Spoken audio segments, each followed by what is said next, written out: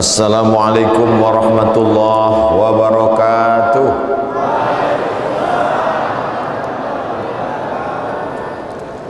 Banyak-banyak bersolawat, apalagi di hari Jumat. Sambutan salam kurang semangat, terpukau melihat jubah Ustaz Somad.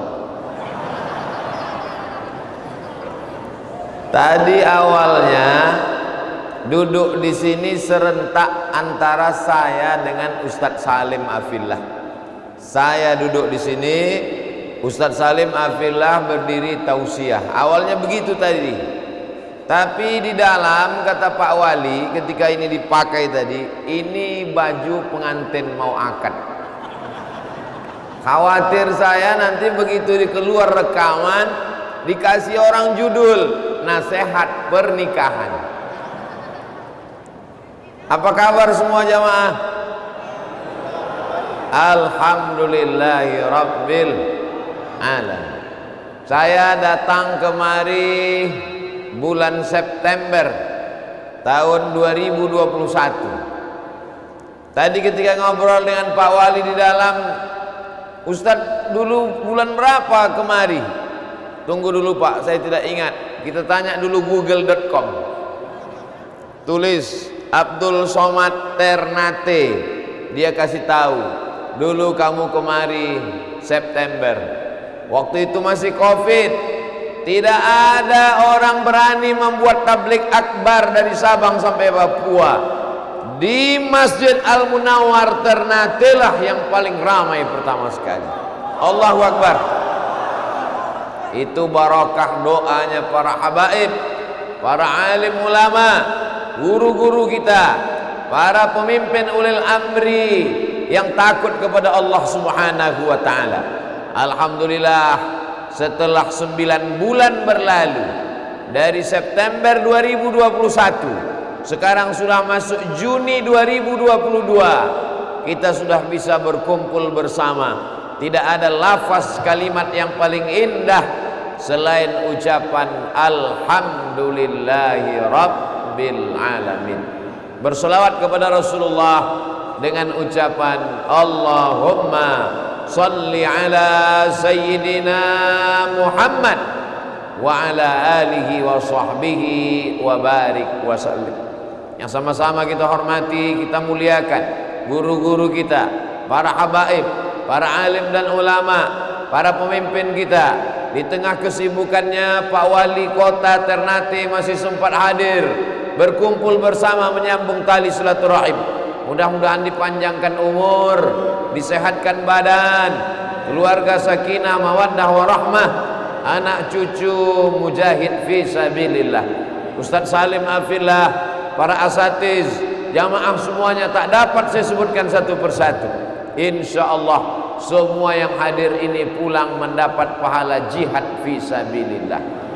Man kharaja fi talabil ilmi, siapa yang keluar rumah dengan niat menuntut ilmu, fahuwa fi sabilillah, maka dia sama seperti orang yang berjihad fi sabilillah hatta yarji'a, sampai dia pulang ke rumah.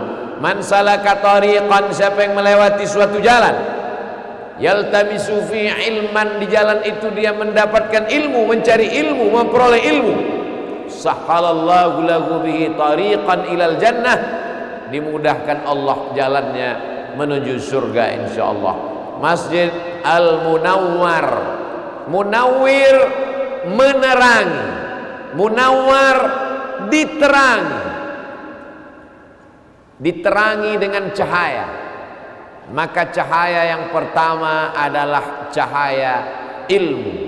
Ada seorang ulama namanya Muhammad bin Idris Asy-Syafi'i, lahirnya di Gaza, Palestina.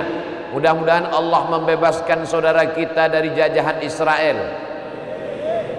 Lalu kemudian dia yatim, ayahnya meninggal, dibawa oleh ibunya pindah ke kota Makkah Al-Mukarramah. Di Makkah dia belajar kepada Imam Sufyan ibn Uyainah. dan para ulama di kota Makkah di Masjidil Haram. Setelah dia belajar di kota Makkah, pindah dia ke kota Al-Madinah.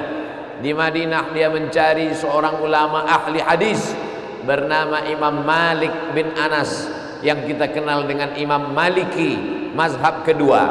Mazhab yang kedua Hanafi, mazhab yang kedua Syafi'i. Mazhab yang pertama Hanafi, mazhab yang kedua Maliki. Lalu kemudian dia belajar kepada Imam Malik. Di antara laporannya adalah syakautu ila Waqi'in, aku melapor kepada guruku Imam Waqi' su'a hifzi, hafalanku rusak, hafalanku kacau. Ayat-ayat yang kubaca, hadis-hadis yang kubaca, ada sebagiannya terlupa. Fa arsyadani ila tarkil ma'asi, maka guru saya Imam Waqi' berkata, tinggalkanlah perbuatan maksiat. Li'annal ilma nurun, karena ilmu itu adalah cahaya.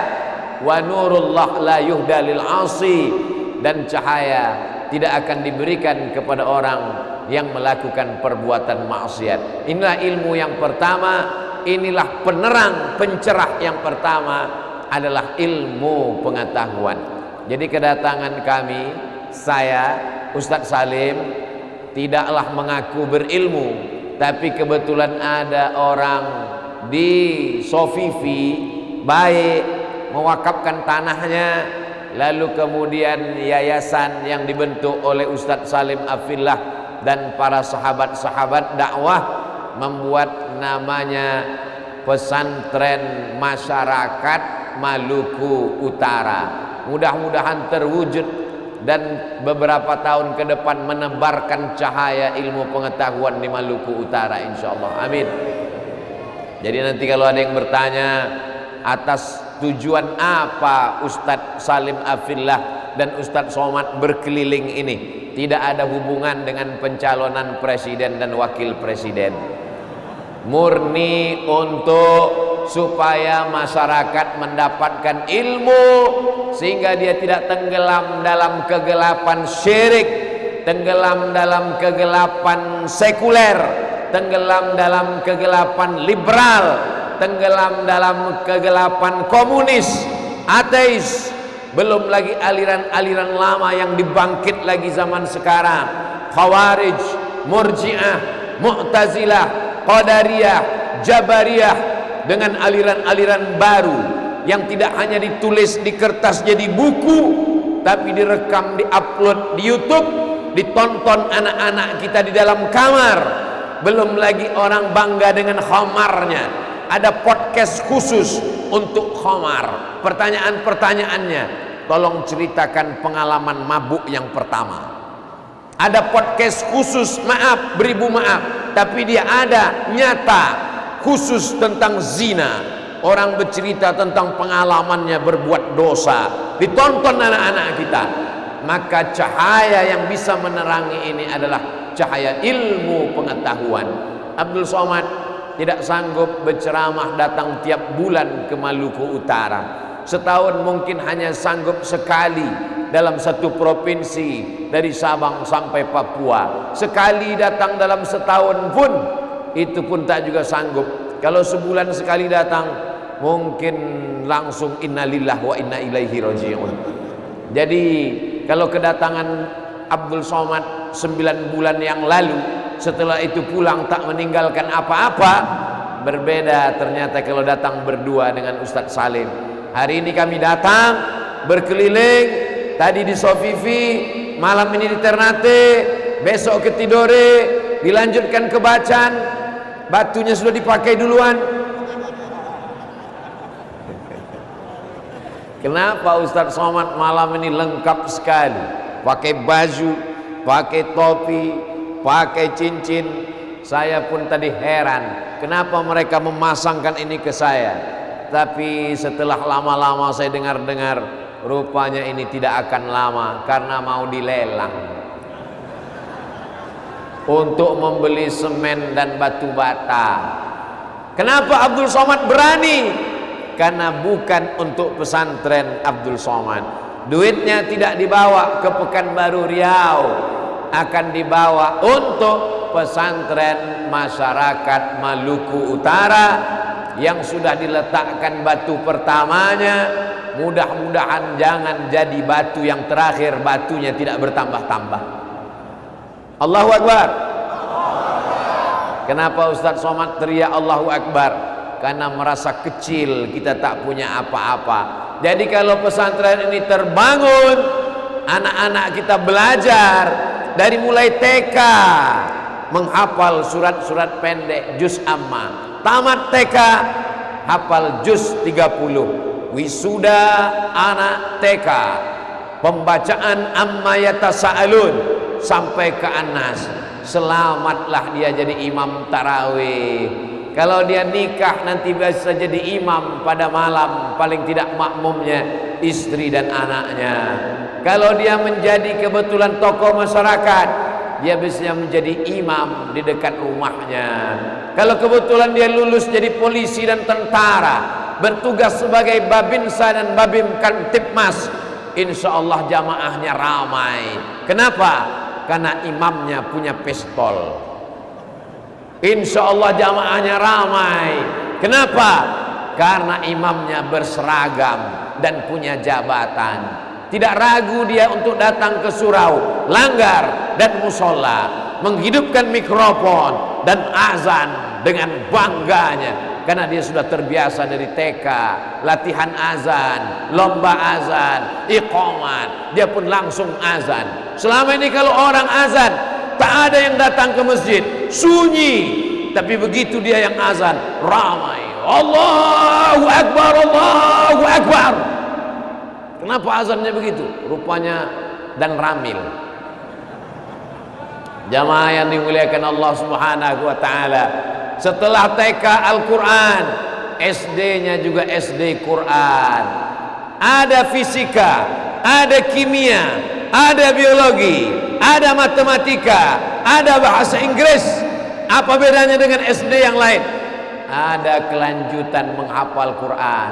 TK-nya sudah juz 30, SD-nya masuk juz 1. Alif Lam Mim. Dzalikal kitabu la raiba fihi hudal lil muttaqin. Sekarang banyak masjid setengah jam sebelum azan suara baca Quran melambung. Setengah jam sebelum maghrib berkumandang suara qari baca Quran. A'udzubillahi minasyaitonir rajim. Bismillahirrahmanirrahim. Begitu kita datang ke masjid, rupanya flash disk. Tak ada orang semua. Itu tidak terjadi di Maluku Utara. Itu adanya di planet Mars, Venus, dan di antariksa antah berantah. Inilah yang mau kita jaga ini, supaya qari-qari kita ini jangan sampai seperti yang diceritakan oleh Ustaz Salim Afillah, begitu hebatnya sultan-sultan dari Ternate sampai menyeberang laut ke Pulau Jawa, berguru kepada Sunan apa tadi Ustaz? Sunan Giri. Saya sebetulnya ingat, cuman ngetes jamaah aja. Nah, nanti anak-anak kita belajar, Masya Allah. Ternyata kata Pak Gubernur, kita sudah membangun pesantren lebih dari 100 Pak Ustadz. Jangan pernah bosan mendirikan lembaga pendidikan. Ada ulama dari Suriah tinggal di Turki, datang ke Pekanbaru Riau. Saya datang ke kamarnya, namanya Syekh Muwaffaq. Lalu kemudian saya tanya, apa yang bisa kita lakukan untuk menjaga Islam supaya sampai hari kiamat tidak hilang? Saya menganggap dia akan jawab, kalau mau Islam kuat, banyak-banyak tablik akbar. Saya sangka jawabannya akan begitu. Syekh Muwaffaq, supaya Islam ini kuat di negeri kami, apa yang mesti kami lakukan? Apa kata beliau? Guru saya ahli hadis Syekh Badruddin Al-Hasani mendirikan 5.000 sekolah di Suriah dan di Turki. 5.000 sekolah. Jadi kalau kita mendirikan 100-200 belum ada apa-apanya. Makanya tadi apa kata Ustadz Salim, akan ada sekarang yang sudah ada beberapa pesantren masyarakat Merbabu, pesantren masyarakat Maluku Utara. Tadi cita-cita beliau pesantren masyarakat London, pesantren masyarakat Paris. Sebetulnya tak perlu jauh-jauh, yang dekat aja dulu, pesantren masyarakat Singapura.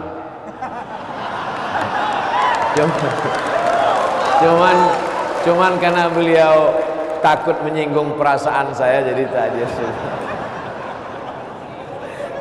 Kita awali dari yang dekat-dekat dulu. Sekarang ada orang kena penyakit ketakutan. Kalau ada orang takut melihat dari tempat yang tinggi, kalau ada di antara ibu, bapak, adik-adik dari atas ini takut melihat ke bawah, gamang, pucat, itu nama penyakitnya agrofobia. Fobia artinya takut, takut melihat dari ketinggian. Kalau ada orang takut melihat air, takut, itu nama penyakitnya aquafobia, takut melihat air. Kalau ada orang yang takut melihat ustadz, itu namanya Islamfobia, ketakutan. Jadi dia dengar ceramah Ustaz Abdul Somad ini menggelegar, padahal Abdul Somad itu suaranya aja yang menggelegar, hatinya selembut salju. Salju yang dikasih gula merah, namanya es krim, bukan ekstrim. Jamaah yang dimuliakan Allah Subhanahu wa taala. Jadi supaya orang jangan salah sangka tentang Islam, ternyata tidak mempan dengan ceramah, tapi dengan mendirikan, memperbanyak pesantren-pesantren. Sebetulnya ini digagas oleh Ustadz Salim, saya hanya ikut serta saja. Kebetulan saya dengar kabar Ustadz Salim mau keliling, maka disertakan jadwal kami. Itulah akhirnya jadi foto kami bertiga. Saya diletak yang paling tengah supaya jangan nampak kurus sekali. Jamaah yang dimuliakan Allah Subhanahu wa taala, mudah-mudahan sehat badan, panjang umur. Besok masih ada 2 hari lagi, hari Sabtu, hari Ahad, sampai subuh hari Senin. Setelah itu kami pun akan pulang. Ustadz Salim pulang ke Yogyakarta, Pulau Jawa. Abdul Somad pulang ke Riau, Sumatera. Dan saudaraku tetap berada di Ternate, jangan kemana-mana. Apa maknanya? Kita datang dari tempat yang berbeda, tapi kita tetap akan kembali menghadap Dia yang sama. Inna lillahi wa inna ilaihi rajiun. Apa yang bisa menerangi, munawwar? Kalau mau terang pikiran dengan ilmu, kalau mau terang hati dengan ilmu. Man arada dunya fa'alaihi bil ilmi, wa man arada al akhirata fa'alaihi bil ilmi, wa man aradahuma fa'alaihi bil ilmi. Bukan hadis Nabi, itu kata-kata hikmah para ulama. Siapa yang mau dapat dunia dengan ilmu, siapa yang mau dapat akhirat dengan ilmu, siapa yang mau dapat dua-duanya dengan ilmu. Alhamdulillah, sehingga nanti kalau terwujud pesantren masyarakat Maluku Utara, saya lepas tanggung jawab di hadapan Allah. Kalau mati saya menghadap Allah, ditanya Allah, hai Abdul Somad, ya Allah, sudah kau ceramah ke Maluku Utara? Sudah ya Allah. Berapa kali? 2 kali. Tak cukup. Aku memang datang cuma 2 kali ya Allah, tapi pesantren sudah kami tinggalkan. Kau membangun? Enggak, cuman ikut lelang aja.